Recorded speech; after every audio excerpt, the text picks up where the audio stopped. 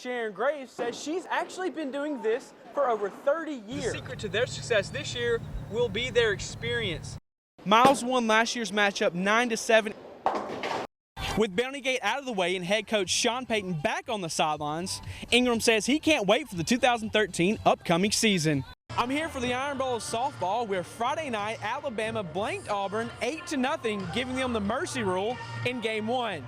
In Game 2 on Saturday, Auburn got revenge, beating the Tide 7-4. Billings says that guest lecturers such as Bodenheimer and Davis are vital to the program's success, but even more so than that, it's due to the teachers' dedication. As Kingston, Jamaica is hundreds of miles away from Alabama, this seemingly simple sandbox provides Reed a home away from home. Perfection is at stake for the Shelton State Lady Bucks basketball team. Standing at 28-0 with only 2 games left and leading several national categories, they're close to achieving greatness. I didn't know this was really going to be able to be possible at the beginning of the year, but we prepare for each and every game. And, you play one game, play the next, and before you know it, it's just kind of added up. They're the only junior college Division I team still undefeated in the nation. Head coach Madonna Thompson believes this season has been the easiest of her 15-year career at Shelton. We have the right players this year. And when I say the right players, I'm talking about on the floor, off the floor, in the classroom. We picked the right group of kids. And they've just done well. It's been an easy season. I can't tell you how easy of a season this has been to coach. And with her team on the brink of perfection, Thomas says the Bucks' success is due to a perfect mixture of talent and depth.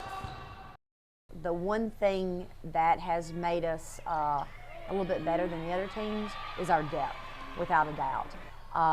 A lot of the teams we're playing, 6, 7, maybe 8 deep, but I literally have 14 kids that I can play in any ball game.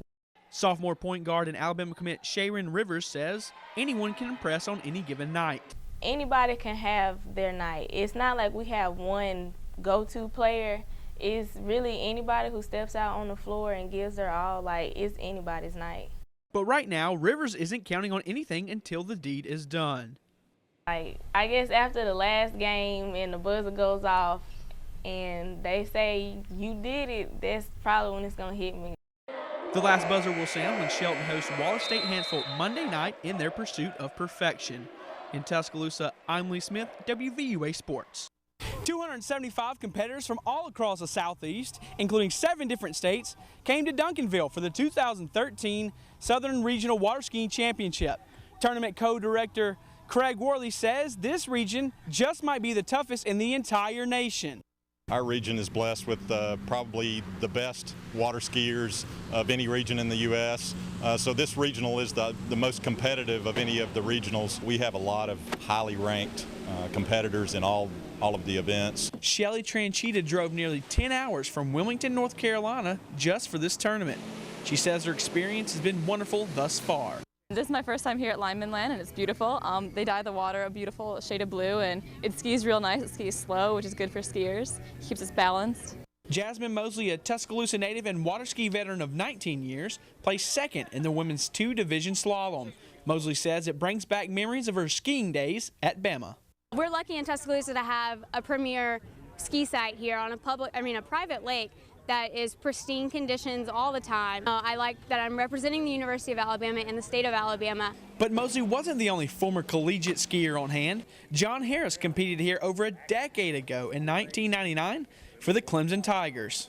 We had some collegiate tournaments here, and that was actually probably the last time that I skied here, and so it was kind of cool to come back and ski at Lyman site again.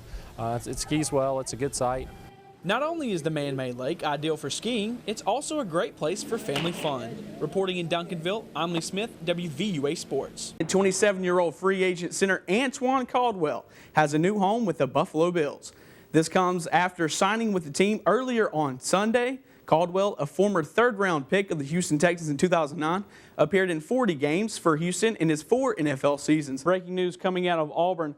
A former Auburn safety, Mike McNeil, who is scheduled for trial next week on charges of armed robbery, has accused the football program of multiple NCAA violations, including academic fraud, recruiting violations, and cash payments to players in a scathing report.